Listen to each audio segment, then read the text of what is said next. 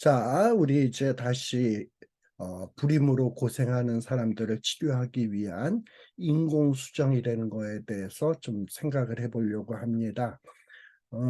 제 조카 딸도 하나 임신한 우리 조카가 하나 있는데 산부인과를 갔더니 다들 배가 불러가지고들 이제 산부인과에 왔겠죠.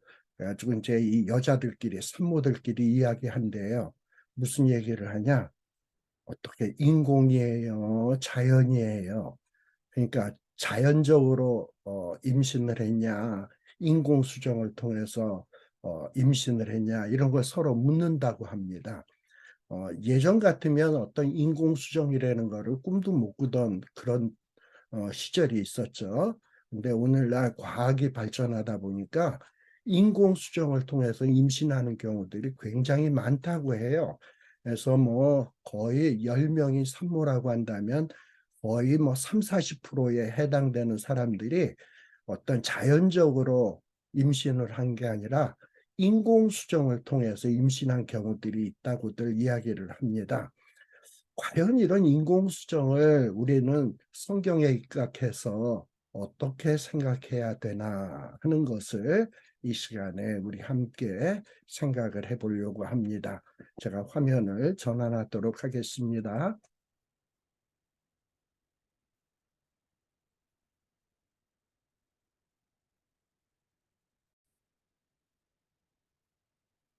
자, 우리가 인공수정이라는 것을 생각하기 위해서는 몇 가지 생각해 볼 필요가 있어요. 이 남자와 여자가 결혼을 해서 애를 낳는다. 이게 도대체 무슨 의미인가? 자녀를 출산한다. 이것은 어떤 의미를 갖는 건가 하는 것을 우리가 생각해 볼 필요가 있습니다. 성경에 보면 자식은 여호와께서 주신 기업이요 라고 말씀을 하고 있어요. 그래서 이 자녀를 출산한다라는 것, 임신하고 출산을 한다라는 것은 하나님께서 남자와 여자를 한 몸을 이루게 하시고 결혼을 통해서 한 몸을 이루게 하시고 그 열매로서 주시는 것이 선물로서 주시는 것이 자녀다라는 것을 우리 기독교인들은 잊어서는 안 된다라는 겁니다. 근데 사람들이 결혼이라는 걸 하죠. 왜 결혼합니까? 남자와 여자가 서로 사랑하니까 결혼을 한다. 뭐 그게 결혼의 목적이 될 수 있겠죠. 그런데 이 결혼의 목적들 가운데 과거 우리 조선시대에서부터 쭉 내려오는 전통이고 관례입니다만 그 시대에는 결혼하는 목적이 뭐냐? 대를 끊기게 해서는 안 된다. 그래서 결혼해야 된다. 그래서 대를 잇기 위해서 결혼들을 하는 경우도 있었습니다. 근데 이렇게 대를 끊기지 않기 위해서는 결혼을 해야 되고 애를 낳아야지만 대를 끊기게 하지 않을 수가 있는 거예요. 그래서 어떤 어, 대가 끊기지 않기 위해서는 애를 낳아야 된다. 오늘 한국에서도 이 인구 문제가 아주 심각합니다. 지금 한국의 어떤 출산율이 남자와 여자가 결혼해가지고 0.8, 한 명이 채 안 돼요. 이런 식으로 가다가 한 3, 40년이 지나게 되면 정말 국가에 아주 심각한 위험에 처할 이런 위험에 처해 있습니다. 이런 때에 우리가 이런 출산, 임신 이런 거에 대해서 깊은 어떤 깨달음이 있어야 된다.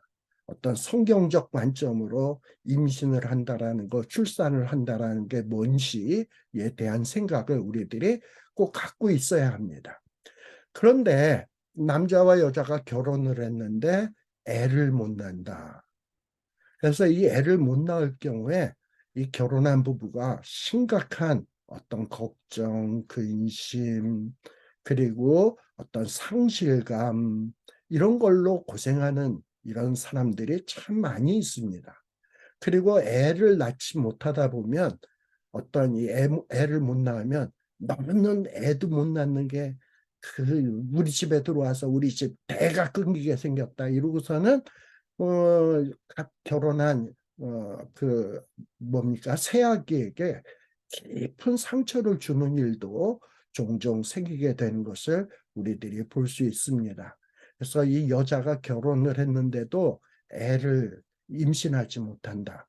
그러면 열등감, 상실감, 소외감 속에 시달리는 경우들이 참 많이 있어요. 우리가 성경에도 보면 이 불임한 여자들이 겪는 정신적 고통, 이런 것이 성경 속의 이야기 속에서도 많이 나타나고 있습니다. 특별히 성경 사무엘상 1장에 보게 되면 한나라고 하는 여인이 나옵니다. 이 한나가 누군지 아시죠? 이 한나는 사무엘의 어머니예요. 근데 이 한나가 사무엘을 낳기 전에는 이 불임 때문에 얼마나 고생을 했는지 모릅니다. 이 한나는 엘가나라고 하는 어떤 정말 훌륭한 남편을 만나서 결혼을 해서 남편으로 사랑을 받으면서 정말 부족함이 없이 정말 행복하게 살던 여자였는데 애가 생기지를 않는 거야. 그래가지고 이 엘가나 가정이 대가 끊기게 돼버린 거예요. 그런데 또 이 엘가나가 이 한나만 이뻐해 주면 좋겠는데 또 하나의 여인을 얻었어요. 분인나라고 하는 여인을 얻어가지고 그 분인나라고 하는 여인과 동침을 해가지고 애를 낳게 된 거예요. 한나를 엘가나라고 하는 사람이 남편이 한나를 더 사랑하는데도 불구하고 한나는 애를 낳지 못하고 분인나는 첩으로 들여가지고 여인을 들였는데 첩으로 부인을 들였는데 이 여인은 애를 덜커덕 낳고 이러다 보니까 이 한나는 상실감 그리고 열등감에 더 시달리게 된 겁니다. 제가 한 1월 달에 한국에 간 적이 있었어요. 한국에 가서 거기 한국에 저기 용인에 보면은 새 에덴교회라고 있습니다. 새 에덴교회의 주일날 한번 그 교회를 가고 싶어가지고 저랑 제 처가 그 교회에 참석한 적이 있었어요. 근데 이제 그 교회 담임 목사가 소강석 목사님이라고 굉장히 아주 부흥사 같고 코믹하고 설교가 코믹하고 재밌게 설교하시는 분이신데 교인들도 엄청 많아. 근데 그분이 마침 제가 그 주일날 예배 참석한 그날에 이 한나에 대해서 설교를 하시더라고. 그러면서 이 한나가 얼마나 정신적으로 그 분인나라고 하는 첩을 통해서 무시당하고 멸시당하고 고통당했는지 하는 이야기를 쭉 설교를 통해서 하시더라고. 그러면서 그분이 재밌게 하기 위해서 이 분인나가 한나를 어떻게 조롱하고 멸시했는가 하는 것을 이야기하는데 물론 성경에 나오는 이야기는 아니고 이 소강석 목사님이 어, 이야기로 꾸며가지고 하는 이야기였습니다만 이 분인나라고 하는 여인이 애를 낳았다고 한나 앞에서 자랑하면서 한나를 이렇게 멸시했대요. 그래서 어떻게 멸시했냐? 얼굴만 이쁘다고 여자냐? 마음이 곱다고 여자냐? 아이를 잘 낳아야 여자지. 너도 한번 나보거라. 얼굴만 이쁘다고 여자냐? 마음이 곱다고 여자냐? 아이를 잘 낳아야 여자지. 너도 한번 나보거라. 하고서는 아주 걸쭉하게 소강성 목사님이 설교 시간에 그 노래를 부르더라고요. 얼마나 배꼽을 잡고 웃었든지. 근데 생각해 보십시오. 분인나라고 하는 여인이 한나에게 이렇게 조롱하면서 놀리면서 한나를 괴롭혔을 때 한나는 얼마나 마음이 아팠을까요? 얼마나 열등감에 시달렸을까요? 근데 이 한나는 신앙심이 깊은 여인이었고 또 남편의 극진한 사랑을 한 몸에 받았음에도 불구하고 애를 못 가졌다는 이유 때문에 이렇게 분인나로부터 조롱을 당하다 보니까 너무 마음이 찢어질 듯 아파가지고 하나님께 나아가서 통곡하면서 기도를 했던 거예요. 그랬더니 하나님이 선물로서 이 한나에게 임신의 축복을 허락해 주셨죠. 그렇게 해서 태어난 아이가 누구냐? 바로 이스라엘 역사상 아주 위대한 선지자 사무엘을 낳게 된 겁니다. 근데 이 사무엘상 1장 6절 그리고 10절 말씀에 보면 이런 말씀이 나옵니다. 한나가 불임이라 그랬죠. 근데 성경에는 뭐라고 기록하고 있냐? 여호와께서 그로 성패치 못하게 하심으로. 그가 누굽니까? 여호와께서 한나로 하여금 성패치 임신치 못하게 하심으로 그 대적, 한나의 대적 분인나가 그 한나를 심히 격동하여 번민케 하더라. 한나에게 얼굴만 이쁘다고 여자냐? 뭐 마음이 곱다고 여자냐? 네가 여자냐? 애를 낳아야 여자지. 이러면서 그냥 이렇게 저렇게 놀려먹어가지고 한나가 얼마나 고민하고 정말 근심 속에 시달렸습니까? 근데 여기에서 우리가 눈여겨봐야 될 부분은 뭐냐? 한나가 물론 일시적이긴 합니다만 일시적으로 임신하지 못했던 이유는 뭐냐? 한나가 병신이어서 육체적으로 문제점이 있어서 그런 거냐? 그게 아니라 여호와께서 한나로 하여금 성태치 못하게 하셨다. 그래서 애를 못 가졌던 것이다. 라고 기록해 주고 있는 거예요. 그럼 하나님께서는 왜 한나에게 임신을 못하게 했을까? 처음부터 임신하게, 기왕 주실 거면 처음부터 임신하게 하시지. 그래서 분인나에게 놀림받지 않도록 하시지. 왜 임신 못하게 해가지고, 임신 못하게 만드셔가지고, 이런 놀림을 당하게 했는가? 한나는 임신 못하는 그 고통으로 인해서 누구에게 나아갔다? 하나님에게 나아갔다. 그리고 하나님 앞에 매달렸다. 간절히 매달렸다. 그래서 애를 갖게 된 거예요. 그러면서 한나는 뭘 깨달았냐? 애는 자연적으로 생기는 것이 아니라 하나님이 주시는 거로구나. 하나님이 주시는 것이 아이로구나. 그러니 이 하나님이 주시는 이 아이를 내가 잘 키워야 되겠구나라는 것을 깨닫게 된 거예요. 만일에 한나가 남편에게 사랑받지요, 부족함이 없지요, 그런 상태에서 자연적으로 임신했다면 이 애를 갖게 된 것이 얼마나 소중하다라는 이런 생각을 할 수 있었을까요? 못했겠지. 그냥 저절로 턱 생겼으니까 뭐 자연스럽게 생겼다고 생각을 하겠지. 그렇다면 그 아이에 대해서 기도로 그 아이를 키울 수 있는 마음이 생겼을까요? 그 아이를 하나님 보시기에 정말 아름다운 아이로 키워야 되겠다라는 이런 마음이 간절히 생겼을까요? 안 생겼겠지. 근데 일시적이긴 하지만 불임이라고 하는 고통의 기간을 통해서 하나님 앞에 기도하게 하시고 하나님 앞에 간절히 구하게 하시고 하나님이 선물로 주셨을 때 그 선물의 소중함을 깨닫게 되고 그 선물로 주신 아이를 잘 키워야 되겠다라는 결심을 하게 된 계기가 되었다라는 거예요. 그래서 한나가 마음이 괴로워서 여호와께 기도하고 통곡하며 했을 때 하나님께서 한나에게 사무엘이라고 하는 귀한 선물을 한나에게 주셨다라는 겁니다. 그래서 이 아이를 갖게 된다는 것, 임신을 갖게 된다라는 것은 누가 하시는 일이다? 하나님이 하시는 일이다라는 것을 우리들이 성경을 통해서 깨닫게 됩니다. 또 창세기 30장 1절에 보면 야곱, 야곱의 이야기가 나오는데 우리가 알다시피 야곱에게는 부인이 4명이 있었어요. 레아가 있고 라헬이 있고 레아와 라헬은 본부인이에요. 근데 야곱은 특별히 레아와 라헬 가운데 누굴 더 사랑했냐? 라헬을 더 사랑했어요. 근데 라헬은 애가 안 생기는 거야. 반면에 덜 사랑했던 레아는 그냥 애가 막 쫙쫙 생기는 거야. 그러다 보니까 라헬이 얼마나 마음에 근심했는지 몰라.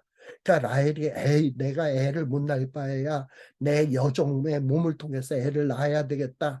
그래가지고 실바라고 하는 여종을 통해서 야곱과 동침하게 해서 애를 낳게 하고 그러다 보니까 레아는 내가 질소냐 그래가지고 레아도 자기의 여종 비라를 통해서 야곱과 동침하게 해서 애를 낳게 하고 그러면서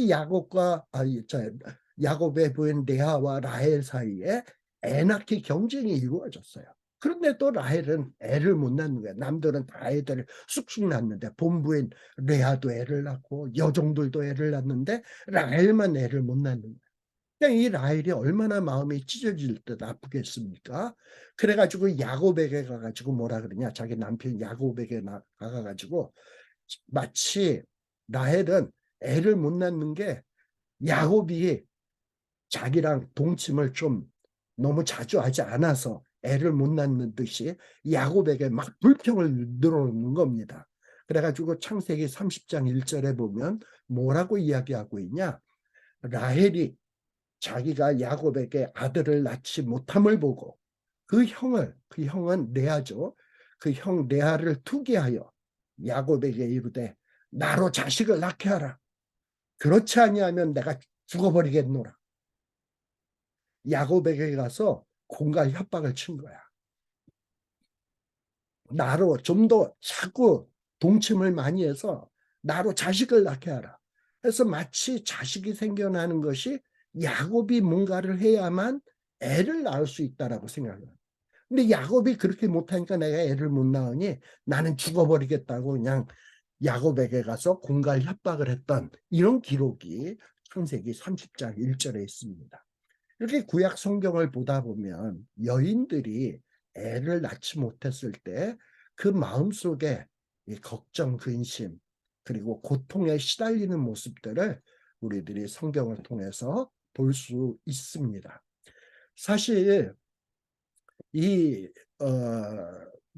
건강한 부부들이라면 다 자녀를 낳고 잘 살죠. 그런데 애를 낳고 싶은데, 그리고 결혼도 했는데 애는 낳고 싶은데 애를 못 낳으면 그 부부가 얼마나 힘들어하는지 몰라요. 어떤 여자는 제게 있어서 숙모가 있었는데 이 숙모가 저의 삼촌과 결혼을 해가지고 둘 다 부족함이 없는 사람이야. 둘 다 박사고 미국에서 공부하고 정말 어디나 놔도 부족함이 없는 사람들인데 근데 이 숙모가 애를 못 낳는 거예요. 그러니까 이 숙모가 고통스러워서 애를 못 낳으니까 별의별 일을 다 하다가 마침내 어떤 경험도 하게 되냐면 여러분 상상 임신이라는 거 압니까? 임신도 안 했는데 임신 증세가 나타나는 거야. 막 배가 불러오고 그다음에 뭐 입덧도 하고 막 이런 일들이 생기게 되는 거예요. 얼마나 힘들었으면 그런 일들을 겪게 되는가. 이렇게 정말 애를 갖지 못하는 이 부부들은 정말 애를 낳았으면 좋겠다라는 이 갈급함에 시달려요. 그 욕구가 얼마나 애를 낳았으면 좋겠다라는 욕구가 얼마나 심한지 모릅니다. 잠언 30장 15절에서 16절에 보게 되면 이런 말씀이 있어요. 족한 줄을 알지 못하여 족하다 하지 아니하는 것 서너시 있나니 곧 음부와 아이 뱉지 못하는 태와 물로 채울 수 없는 땅과 족하다 하지 아니하는 풀이라. 옛날 고대 사회에서는 애를 낳는 것이 큰 축복이었고 애 낳는 것이 정말 중요한 일이었습니다. 근데 이 애 못 낳는 여자는 얼마나 힘든지 몰라. 나도 애를 낳았으면 좋겠다. 애를 낳았으면 좋겠다. 나는 왜 애를 뵈지 못하는 거야.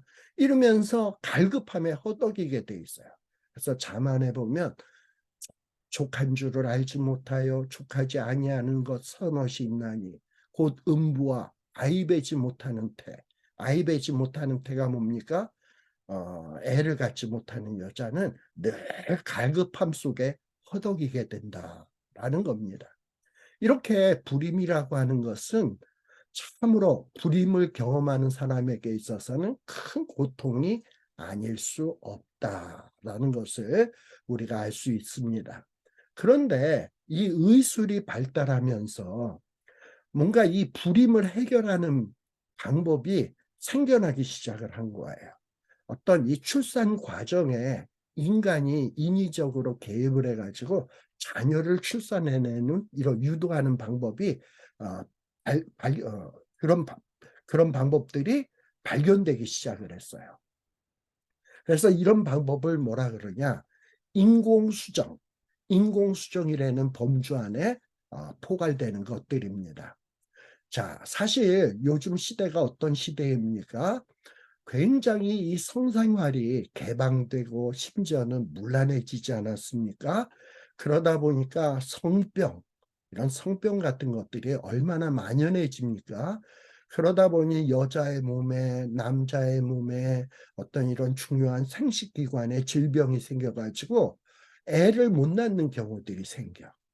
또 심지어는 또 이런 낙태 시술의 증가.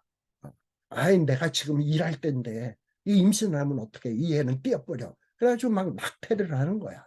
또 어떤 경우에는 원치 않는 임신을 해가지고 또 애를 띄는 경우. 근데 그 애만 띄어내면 좋겠는데 떼고 난 다음에 완전히 영구 불임이 돼가지고 애를 못 낳는 이 불임한 생태가 되는 경우들이 막 늘어나고 있어요. 그리고 그뿐만 아니라 요즘에는 이런 피임 방법들이 얼마나 많이 발전했습니까? 그래서 자국 내에 착용하는 피임 기구도 있고 또 남성이 착용하는 무슨 콘돔이라든지 또 복용하는 피임약 이런 것들이 있잖아요. 근데 이런 피임약 같은 거를 지속적으로 먹다 보면 자칫 잘못하면 영구 불임이 되는 경우도 있어요. 그리고 여자들의 흡연 이런 흡연 등으로 인해 가지고 여자들의 그 생식기관인 나팔관이 막히거나 손상되는 경우 이런 경우도 생기고요. 그래서 불임이 되는 경우도 있고요. 또 오늘날 이런 환경 오염, 또 음식물들의 오염, 그리고 또 환경 호르몬의 증가 뭐 이런 것들을 통해서 남자들의 경우에 정자의 수가 급감하는 경우 또 어떤 이런 방사선 무슨 이런 촬영 같은 거 하는 이런 간호원들이 방사선에 노출이 돼가지고 정자의 수가 막 줄어드는 일들 이래가지고 불임이 되는 경우도 있어요. 또 오늘날 직장 생활이 얼마나 힘이 듭니까? 그러다 보니까 스트레스를 받죠.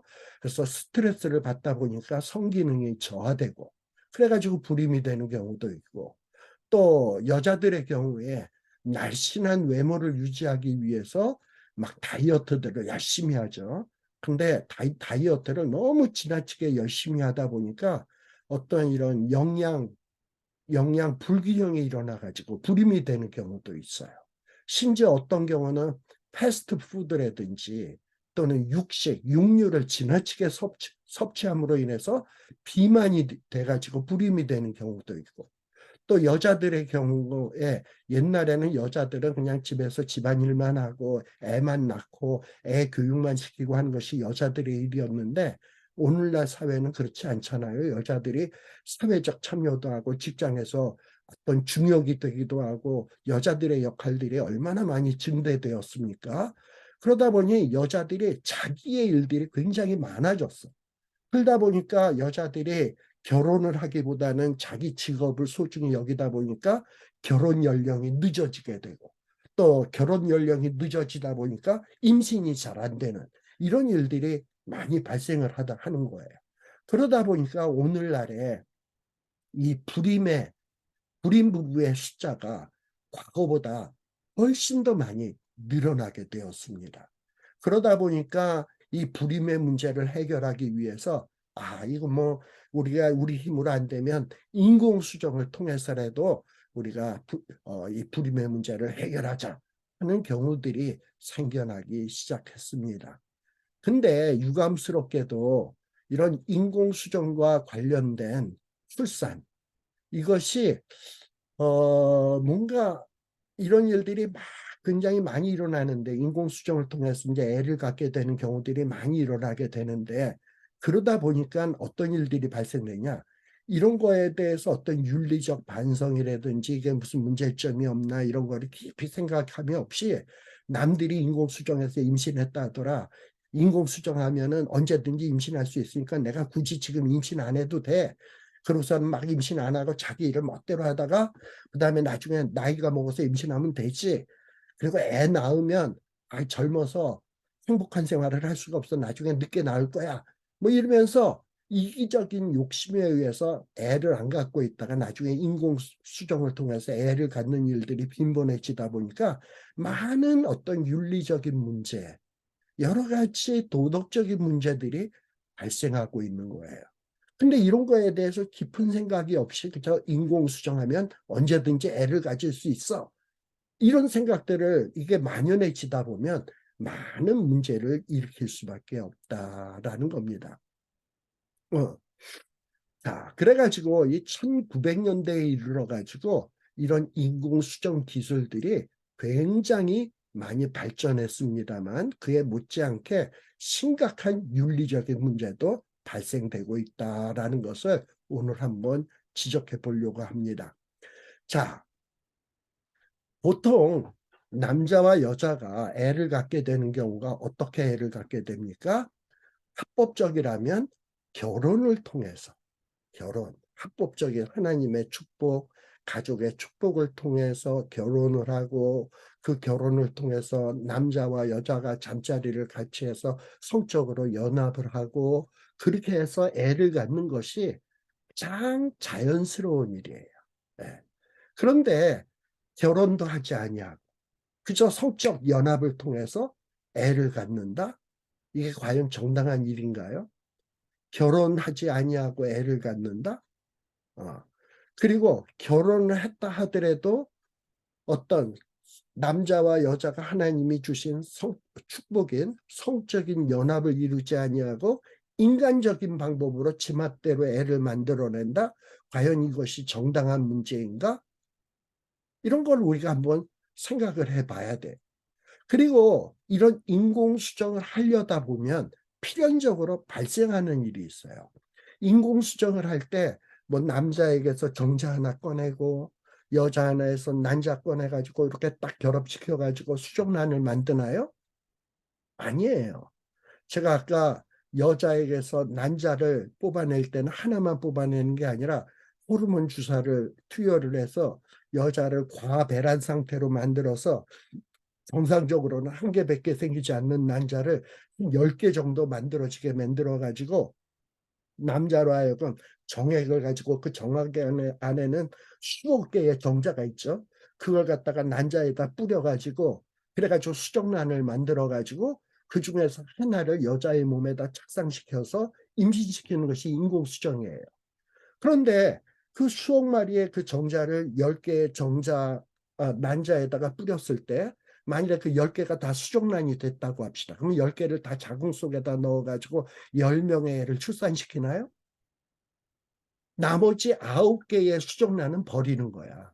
그 중에 1개의 수정란만 여자의 몸에다가 착상을 시키는 거예요. 근데 이미 수정란이 돼서 배아가 됐다고 하면 그 배아 역시 뭐라고 얘기했습니까? 세포 분화가 시작되기 시작하고 성숙하기 시작했다면 생명체인데 그 9개의 생명체를 버린다? 한 명을 착상시키기 위해서? 과연 이런 것들이 윤리적으로 합당한 문제인가? 라는 것을 우리가 생각해 볼 필요가 있다 이 말입니다. 또 인공수정 기술과 관련해서 문제가 되고 있는 것이 뭐냐? 이제 기왕이면 인공수정해서 애를 낳을 것 같으면 이런 생각 가질 거 아니에요? 좀 똑똑한 애를 낳아야지. 그리고 이쁜 여자애를 낳아야지. 이런 생각들을 가질 거 아니에요.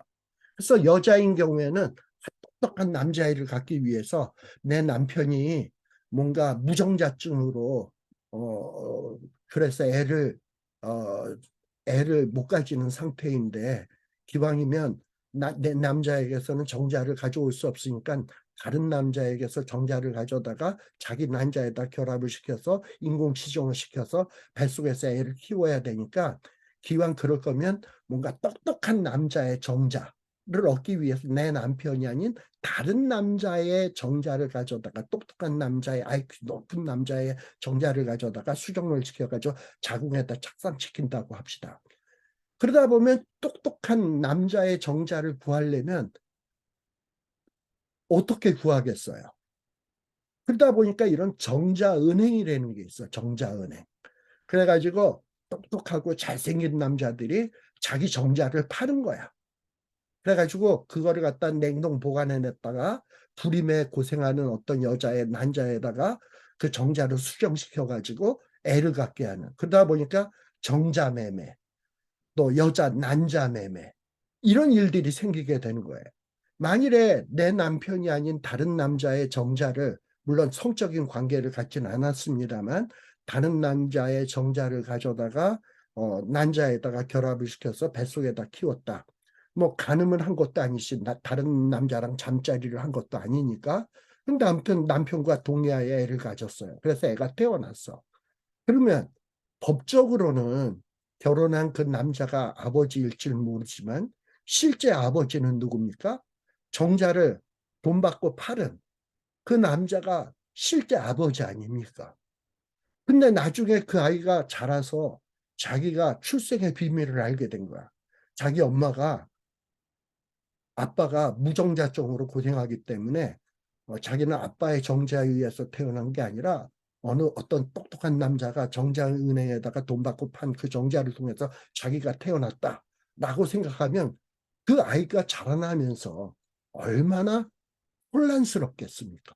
내 아버지는 도대체 어디 있는 거야? 지금 내 옆에 있는 아버지는 뭐 나를 키워주긴 했어도 실질적인 내 아버지가 아니야. 내 진짜 아버지는 누구일까? 얼마나 혼란스럽겠습니까? 또 그걸 지켜보는 그 부부는 심리적으로 얼마나 고통스럽겠습니까? 그래서 이런 인공수정을 통해서 많은 불임의 문제들이 해결되고는 있지만은 많은 윤리적인 문제점, 그리고 가정 파괴, 어떤 어린아이들의 정체성의 문제, 이런 문제들이 많이 발생을 하고 있다. 또 어떤 경우에는 뭐냐, 제가 지난 시간에도 얘기했습니다만 어떤 산전 진단을 통해 가지고 지금 우리 애의 상태가, 뱃속에 있는 애의 상태가 인공수정을 통해서 넣었는데 뭔가 이 애가 유전자 진단을 통해서 문제가 있나 검사를 해보고 문제가 있다 그러면 가차없이 떼버리고.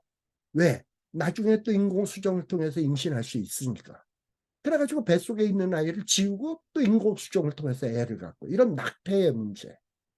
또 심지어는 애를 똑똑하고 이쁜 애를 만들기 위해서 어떤 정자와 좋은 정자, 좋은 난자를 결합해서 조작해가지고 인공수정하는 이런 일들이 비일비재하게 발생하고 있다라는 겁니다. 이렇게 의료 기술을 통해서 불임이라고 하는 어려운 문제가 해결되는 측면이 없지 않아 있습니다만, 과연 의료 기술을 통해서 획득하고자 하는 가치가 더 중요한 가치들을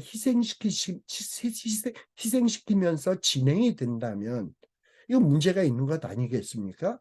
뭔가 의료 기술을 통해서, 인공수정을 통해서 애 낳는 거 좋아요.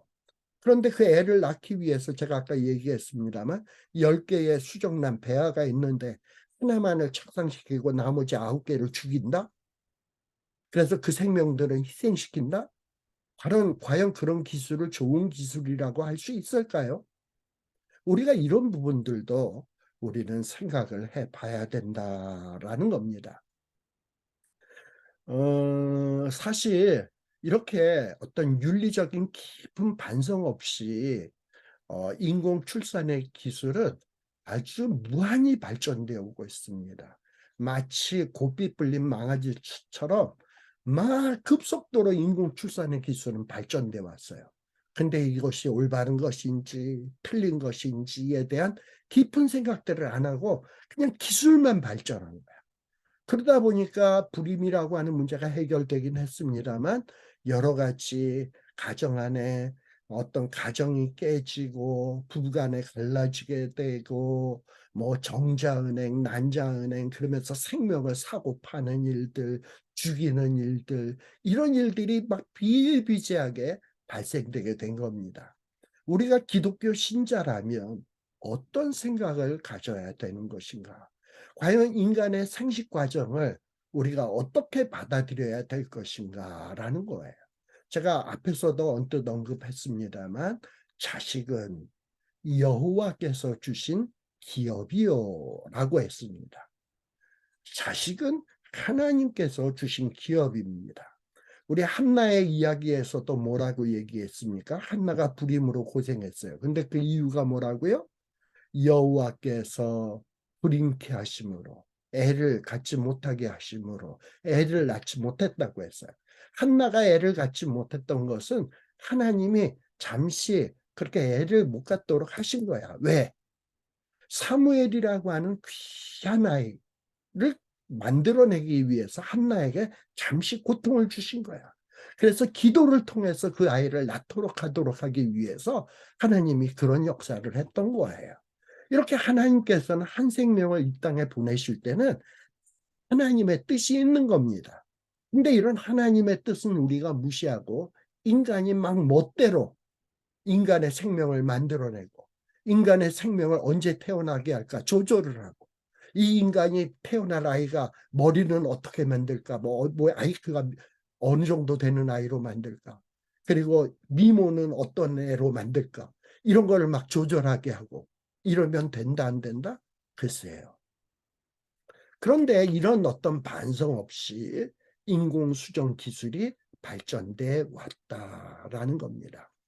사실은 1800년도 이전까지는 우리 인간들은요, 애를 갖게 되는 것은 어떤 인간의 영역이라고 생각하지 않아서 신의 영역이라고 생각을 해왔어. 애를 갖는 것을. 물론 지금 오늘날 우리 과학적 사고로 보면 1800년도 이전의 인간들은 무식해서 그래.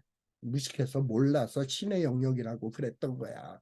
라고 생각할지 모르겠습니다만 아무튼 1800년 이전까지는 이 애를 갖는다라는 거는 우리의 인간의 영역이 아니라 신의 영역이라고 생각을 했습니다. 어떻게 보면 무식해 보일지 모릅니다만 근데 저는 그렇게 생각해요. 과연 1800년도 이전의 인간들이 올바르게 생각한 건지 오늘날 과학이 발전한 우리가 생각하고 있는 것이 올바른 건지 과연 어느 게 맞는 건지 생각해 볼 때 좀 생각해 볼 필요가 있다라는 생각이 들어요. 근데 아무튼 이 1800년도 이전까지는 우리 한국 같은 경우에는 우리 여자들이 어떤 생각을 했냐? 애를 못 낳으면 이 정한수를 떠놓고 삼신할머니한테 비나이다 비나이다 나에게도 애를 낳게 해주옵소서. 그래서 삼신할머니가 점지해 줘야만 애를 낳는다고 생각을 했어. 참 어떻게 보면 우리가 볼 때는 무식하고 몰라서 그런다라고 생각할 수 있었겠죠. 예. 아무튼 과거엔 그랬단 말이야. 이건 뭐 동양만 그런 게 아니라 서양도 마찬가지였어요. 근데 이 과학이 발전하면서 1827년에 현미경 같은 것이 발견하면서 인간 여자의 몸에는 난자라는 게 있구나 라는 것을 1827년도에 발견을 하게 되었어요.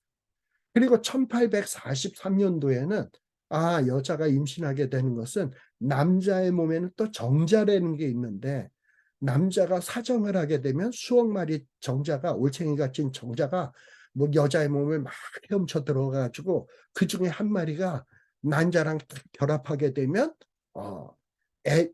수정이 이루어지게 되고 애가 생기게 된다라는 거를 1843년에 이르러서야 비로소 그것을 알게 된 거예요. 그러니까 어떻게 해서 애가 생기는지 알게 된 것이 불과 몇백 년이 안 돼. 예. 그리고 또 1929년에는 여자의 난소에서 여성 호르몬 에스트로겐이 생산된다는 사실을 발견을 한 거예요. 그래서 이 에스트로겐이 생산돼야 난자가 만들어지게 되고 여자가 어떤 애를 낳게 되면 애를 먹일 모유가 만들어지게 된다는 것들을 발견하기 시작해요. 그리고 1934년에는 여자의 난소에서 여성 호르몬 프로제스테론이 생산된다는 사실도 확인된 거예요. 이것이 별과 한 1, 200년 안에 이런 사실들이 과학적으로 발견되기 시작을 한 겁니다. 그래서 이런 발견의 결과들을 토대로 해가지고 인간의 상식의 어떤 이런 비밀들이 과학적으로 알려지기 시작을 했습니다. 그러다 보니까 인간들이 교만해지기 시작해서 우리가 이제는 우리가 생명체를 만들어낼 수 있다라는 이런 교만한 생각들이 인간들 마음속에 꾸물꾸물 생겨나기 시작한 거야. 그리고 어떤 윤리적인 반성 없이 도덕적인 반성 없이 그야말로 마구잡이로 막 실험들을 하면서 이런 인공수정의 기술이 막 발전되기 시작을 하게 된 겁니다. 그래서 이런 부작용의 몇 가지 예를 한번 제가 들어볼게요. 하버드 의과대학의 자매병원인 매사추세츠 주에 있는 여성을 위한 자유병원이라는 곳이 있었습니다. 근데 이 자유병원이라는 곳은 어떤 병원이냐? 여자만을 위한 병원이야. 특별히 여자들 가운데 돈이 없는 가난한 여자들을 무료로 진료해주는 이런 병원이에요. 무료로 진료하다 보니까 누군가가 돈을 어, 헌금을 하든지 또 기부를 한다든지 운영이 될 거 아니에요. 그래가지고 어떤 부자들의 기부 또는 도네이션을 통해서 기부를 받아가지고 가난한 여자들을 치료해주는 이 병원이 자유병원이었습니다. 어떻게 보면 참 훌륭한 병원이죠. 가난한 여자들에게 무료로 진료해주고 병을 치료해주는 병원이다. 참 훌륭한 병원인 것 같아요. 근데 이 병원 안에서 아주 은밀한 비밀 계획이 진행되고 있었습니다. 그게 뭐였냐 하면 이 병원에 있는 여자들은 무료로 진료받는 여자들이기 때문에 가난한 여자들이야. 어떤 권력도 없고 힘도 없고 백도 없는 여자들이야. 근데 이 여자들을 무료로 치료해 준다라는 명목하에 이 여자들의 몸에서 뭘 하기 시작했냐? 난자를 채취하기 시작을 한 거예요. 아까 제가 여자의 몸에서 난자를 채취하기 위해서는 어떻게 해야 된다 그랬죠? 난자를 채취하기 한 열흘 전서부터 호르몬 주사를 놔야 되고 과배란 상태로 만들어가지고 한 개만 생겨야 될 난자를 10개로 만들어서 그 다음에 복강경 수술 같은 관을 뱃속에다 삽입을 시켜서 난자를 뽑아낸다 그랬죠? 병을 치료해 준다라는 명목하에 여자들의 몸에서 난자들을 막 채취해내기 시작을 한 거예요. 근데 이 난자들을 채취할 때 여자들이 무료로 치료를 받다 보니까 뭐 의사가 치료해 준다는데 뭐 거기에서 토달 여자가 어디 있어? 난자를 채취하는데도 이거 안 돼요. 내 난자는 절대 안 돼요. 이럴 수가 없는 거야. 그러다 보니까 여자들은 그냥 가만히 있는 거야. 난자를 채취를 하든 뭐 파이프를 뱃속에다 들이박든 그냥 아무 소리 못하고 난자를 강제적으로 채취를 당하는 거야. 그래가지고 이제 난자들이 채취된 난자들이 모여질 것 아니에요? 근데 그 채취된 난자에다가 그 자유병원에 있는 남자 의대생, 인턴, 레지던트 하는 이 의대생들이 자위를 통해 가지고 정액들을 배출해 가지고 그 자기네들이 뽑아낸 정액을 가지고 여자들에게서 채취한 난자에다가 수정을 시킨 거예요. 인공수정을 만들어 가지고 배아를 만든 거예요. 그래가지고 그 배아를 만들어서 그 안에서 줄기세포를 뽑아내기도 하고, 그래서 뭐 배아들을 줄기세포 뽑아내서 배아를 죽이고, 또 쓸모없는 배아는 또 버려버리고, 막 이런 일들이 자행되기 시작을 한 겁니다. 무료로 치료해 준다는 명목하에 여자들을 도구로 사용하고, 그리고 생명체로 발현되기 시작한 배아들을 무참히 죽이는 이런 일들이 발생되기 시작한 거예요. 물론 이런 일들이 있었기 때문에 인공수정이라고 하는 이런 어떤 과학적 기술이 발전할 수 있었겠죠. 그런데 과연 이런 것들이 정당화될 수 있는 것인가 하는 것을 우리들이 좀 생각해 볼 필요가 있지 않는가라는 겁니다. 그리고 또 뭐 인공수정을 위해서 여러 가지 약제, 성호르몬, 또 정자를 수집, 냉동, 보관 하는 이런 개발들이 막 발생되기 시작을 한 거예요. 그러다 보니까 어떤 이 약제의 부작용, 그리고 인공적으로 만드는 성호르몬의 부작용, 또 정자의 수집 과정에 있어서 비윤리적인 문제들, 그리고 정자된 수집한 정자를 가지고 허락 없이 난자에다 마구잡이로 수정을 시키는 행위, 이런 일들이 막 생겨나기 시작을 한 겁니다. 예.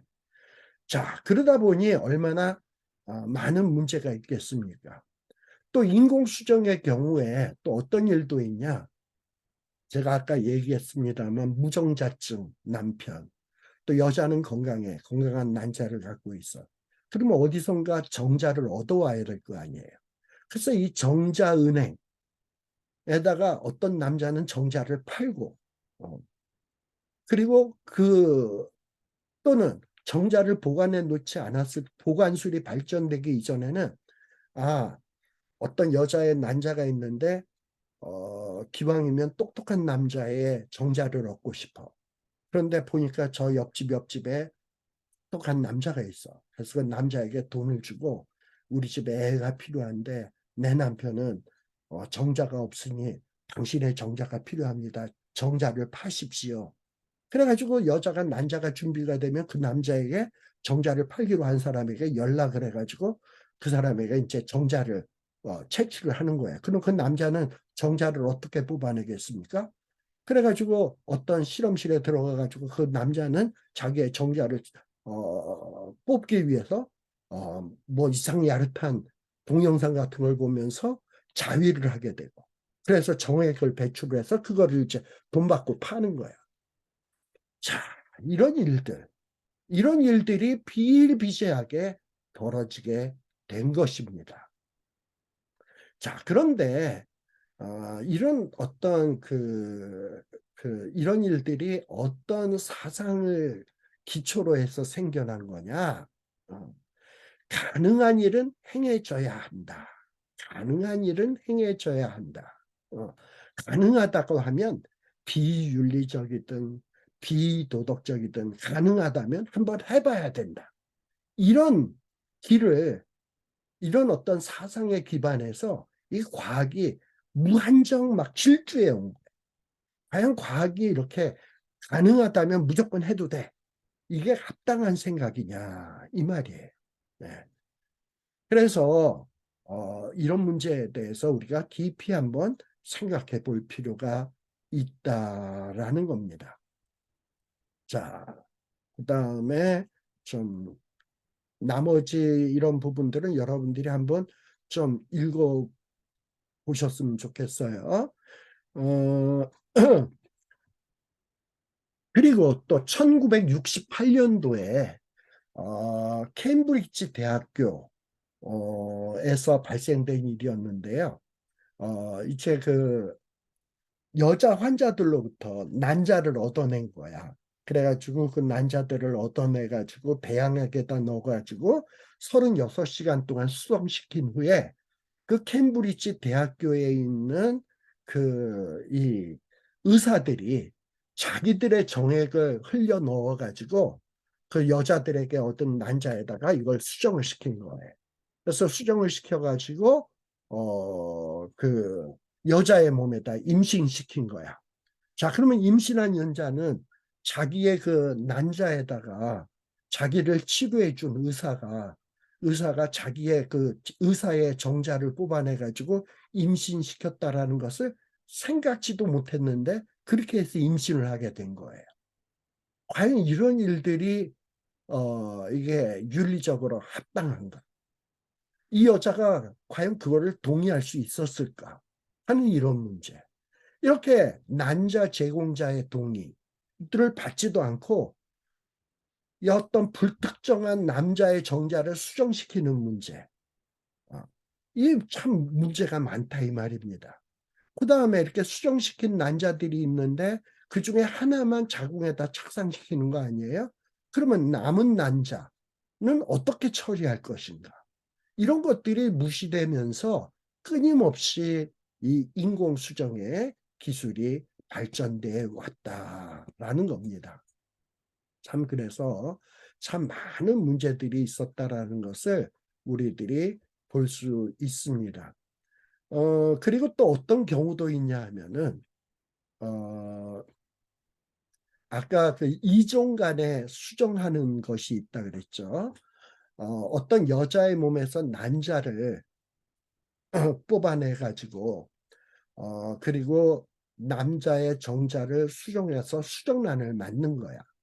근데 이 수정된 난자를 어디에다가 이거를 착상을 시켰냐면 토끼의 생식기관, 토끼의 자궁에다가 그 안에다가 착상을 시켜가지고 과연 인간의 이 수정란이 토끼 몸에서 어떻게 자라나는가? 이런 거를 또 연구를 한 거예요. 참 황당한 일들도 많이 있죠. 그런데 이 토끼의 생식기관에 들어간 인간의 수정란은 다행인지 불행인지 모르겠습니다만 더 이상 성장하지 못하고 죽어버렸다는 거예요. 그리고 또 이런 어떤 수정란 여러 배아들을 갖다가 뭐 빛에다 노출하기도 하고 전기로 자극을 하기도 하고 여러 가지 화학 물질들을 집어넣기도 하고 그러다 보니까 이 배아들이 이런 실험 과정 속에서 막 기형아가 되기도 하고 막 이런 일들이 발생된 거예요. 이 배아도 생명인데 실험을 좋은 실험이라고 해서 실험을 목적으로 배아의 생명을 이렇게 함부로 또 다뤄도 되는 겁니까? 우리가 일제시대 때 많은 우리 한국 사람들이 이 일본 사람들에게 잡혀가지고 마루타라 그래가지고 어떤 의학 실험실에서 실험의 도구로 사용되었던 것들이 있죠. 그래서 이 한국 사람들의 그 잡아간 사람들의 몸에다가 생체 실험이라는 명목하에 이 박테리아도 넣어보고 저런 바이러스도 넣어보고 과연 이 과정에서 살 수 있나 이 과정에서는 살 수 없나 막 이런 실험들을 했단 말이에요. 이게 윤리적으로 정당화될 수 있습니까? 없잖아요. 그렇다면 배아도 생명인데 이 배아에다가 전기에다 노출하고 불로 지지고 납작하게 만들고 화학물질을 주입을 하고 이렇게 해서 막 이 배아들을 죽이고 하는 것이 과연 이것이 합당한 일인가 하는 것을 우리들이 생각해 문제다라는 겁니다. 자, 그리고 그래서 이제 우리들이 생각해 봐야 될 문제가 뭐냐 하면 불임. 이런 인공수정이라는 게 왜 발생된 겁니까? 이 인공수정이라는 이 기술을 왜 발전시켜 온 겁니까? 이 불임이라는 거를 질병이라고 생각했기 때문에 그래요. 근데 여러분, 이 불임이라는 게 과연 질병인가 하는 것을 생각해 볼 필요가 있어요. 아, 보통 우리가 질병 하면은 뭐가 질병이냐? 질병은 어떤 그 질병에 걸린 당사자에게 정신적이고 신체적인 고통을 가져오는 정신 및 신체의 비정상적인 왜곡된 상태. 이거를 질병이라고 하는 거예요. 질병, 뭐냐, 정신적이든 신체적인 고통을 수반하고요. 또 정신 및 신체의 비정상적인 왜곡된 상태에 있는 것을 질병이라고 이야기를 합니다. 자, 그런데 과연 불임이라는 게 정신적이고 신체적인 고통을 가져오는 정신 및 신체의 비정상적인 왜곡된 상태라고 볼 수 있는가? 한번 생각해 볼 필요가 있어요. 여러분, 불임 치료술을 누구에게 행합니까? 불임 치료를 누구한테 하나요? 질병 상태에 있는 여자에게 불임 치료를 하나요? 물론 그런 경우도 있지. 그런데 대개 보면 불임 치료 받는 사람들을 보면 질병 상태에도 있지 않은데 불임 이 인공수정하는 이 불임 치료술을 받는 일들이 빈번하다 이 말이에요. 예를 들어서 대리모에게 시술되는 불임 시술. 자기 부인이 애를 못 낳아. 도저히 애를 가질 수가 없어. 그런데 그렇다고 남편이 바람 피울 수는 없잖아. 그러니까 여자의 그 자기 부인의 몸에서 난자를 끄집어내고 남자의 몸에서 정자를 끄집어내서 수정을 시켜서 대리모, 그러니까는 씨바지 여자의 몸에 자궁에다 착상시켜서 애를 갖는 이 대리모에게 시술되는 불임 시술. 그때 그 대리모는 질병에 걸려 있는 여자인가요? 아니잖아. 그 대리모는 건강한 여자 아닙니까? 그러니까 그 대리모는 건강한 여자인데 그 몸에다가 착상을 시키는 거란 말이야. 근데 그 대리모는 그러니까 질병 상태가 아니지. 그러면 어떤 한 여성의 문제를 해결하기 위해서 건강한 여자에게 뭐 그야말로 어떤 그 복강경을 통해서 난자를 주입하고 호르몬을 투입을 해가지고 여자를 임신하게 만드는 일들이, 강제적으로 임신하게 만드는 것이 과연 이게 바람직한 일인가 하는 것, 이런 것도 우리가 생각해 볼 필요가 있습니다. 아, 그리고 남자가 무정자증이거나 정자 결핍증이 있는 경우에 실질적으로 불임 치료는 누가 받습니까? 여자들이 받아요. 질병은 남자가 걸려 있는데, 무정자증, 정자 결핍증 같은 문제는 남자에게 있는데, 실질적으로 불임 치료는 누가 받느냐?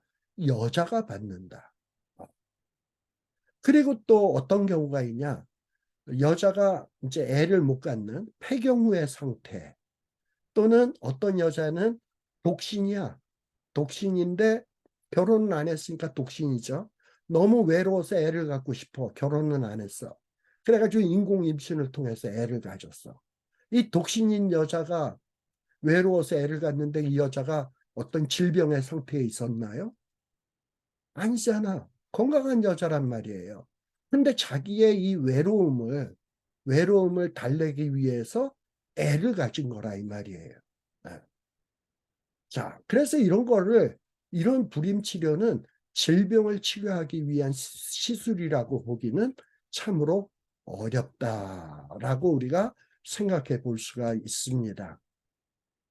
자, 그래서 사실 불임을 하게 되면 정신적으로, 육체적으로 물론 고통을 수반할 수 있어요. 그런데 이 불임으로 인해서 겪는 정신적 고통은 우리가 한번 곰곰이 생각해 볼 필요가 있어. 불임으로 인해서 겪는 정신적인 고통은 가만 살펴보면 실제 정신 구조에 이상이 생겨서 겪는 고통이 아니라, 뭔가 이 건강한 사람인데 남은 애를 갖는데 나는 못 가져. 그래서 남들은 갖는데 나는 어떤 것을 못 가져. 애를 갖지를 못했어. 그래서 소유하지 못했을 때 갖는 상실감이지 질병은 아니란 말이에요. 예를 들어서 어떤 사람이 돈이 많아. 근데 나는 돈이 없어. 그래서 내가 돈이 없어서 막 정신적으로 괴로워. 이게 질병인가요? 돈이 없는 상실감이지 질병은 아니야. 육체적으로는 건강해. 그냥 정신적으로 저 사람이 가지고 내가 못 가져서 속상할 뿐이야. 근데 그게 무슨 치료, 이런 게 뭐가 필요해? 그렇잖아요. 네. 그래서 사실은 이 불임을 치료한다라는 것은 뭐냐 하면, 자기가 갖고 있는 그 욕심을 채우기 위해 가지고, 어, 남이 애를 가졌는데 나는 못 가져? 나도 애를 가져야지. 이 욕심을 채우기 위해서 받는 이런 치료가 불임 치료일 경우가 상당히 많다라는 거예요. 예. 그래서 이 불임을 치료한다라고 하는 것은 어떤 인간의 불임 상태를 고치고 교정하는 게 아니라, 아이를 갖고자 하는 욕구를 치료하는 거예요. 물론 아이를 갖고자 하는 욕구는 정상적인 욕구입니다. 그리고 이 정상적인 욕구는 근데 치료의 대상은 아니에요. 네. 정상적으로 갖는 욕구, 사람이 돈을 많이 갖고 싶다고 정상적인 욕구예요. 근데 돈이 없어. 그렇다고 돈을 갖도록 하기 위해서 뭔가 조치를 취한다? 그건 치료가 아니지. 네. 자, 이렇게 우리가 어떤 이 불임의 문제, 이런 문제에 대해서 깊이 한번 생각해 볼 필요가 있다라는 겁니다. 앞서도 얘기했습니다만, 어떤 애를 갖는다 하는 것은 어떤 하나님이 주시는 거다라는 이런 생각을 갖는 것이 참 필요해요. 하나님이 주시는 기업이에요. 인간이 어찌저찌 한다고 되어지는 일이 아닙니다. 그래서 물론 어떤 부부가 사랑해서 결혼을 했는데 뭔가 의학적으로 문제가 좀 있다. 그런데 정말 애를 가져서 잘 낳고 싶다. 그래서 그거를 도와주기 위해서 의학적인 이런 보조 수단을 이용한다. 물론 상당히 납득할 수 있는데요. 우리가 창조주 하나님을 믿는다면 어떤 믿음이 필요하냐? 부부가 불임이다, 애를 갖고 싶다. 그러면 어떤 인간적인 내 노력, 의학적인 방법을 통해서 그것을 가지려고 노력하기보다는 아까 한나처럼 하나님께 나아가서 기도해야 돼. 하나님, 우리에게 왜 아이를 주지 않는 겁니까? 저희는 정말 아이를 키우고 싶은데요. 그리고 하나님 앞에 눈물로 기도하는 거예요. 그러다 보면 하나님이 이렇게 보시고, 아, 너에게 내가 애를 줘야 되겠구나.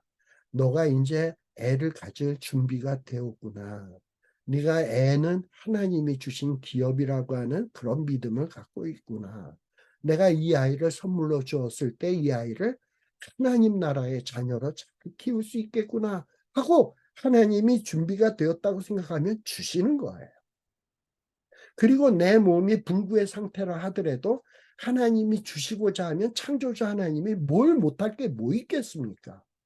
아브라함도 100세가 되었을 때, 사라가 경수가 끊어졌을 때도 하나님이 약속하신 대로 이삭이라고 하는 아이를 주셨던 거예요. 이렇게 생명에 관한 문제는 하나님께 들고 나아가야지 인간들이 조작하고 그리고 막 인위적인 방법을 통해서 생명을 만들어내는 것은 이것은 굉장히 문제가 있는 것이다 라는 것을 우리들이 좀 깊이 한번 생각해 봐야 되겠습니다. 그래서 이 문제에 대해서는 우리가 다음 시간에 조금 더 깊이 한번 생각해 보도록 하겠습니다. 자, 오늘은 여기까지 하고 기도하고 마치도록 할게요. 기도하겠습니다. 하나님 아버지 감사드립니다. 우리가 정말 하나님이 주신 생명들을 어떻게 다루어야 하는지, 또 생명을 주시는 하나님의 주권 앞에 우리는 어떤 태도를 취해야 되는지 잠시 생각해 보았습니다. 과학의 발전을 통해서 생명을 경시하는 이때에 우리 크리스찬들이 정말 이 어둠의 세상 속에서 빛과 소금의 직분을 감당해야 되겠습니다. 우리가 말씀을 통해서 온전히 바로 깨닫게 하시고 우리가 깨달은 바 아는 내용들을 잘 전파하고 사람들을 깨우쳐서 이 사회를 우리의 살고 있는 공동체들을 아름답게 만들어가는 저희들이 되게 하여 주시옵소서. 예수님 이름으로 기도드리옵나이다. 아멘. 이상으로서 오늘 성경 공부를 마치도록 하겠습니다.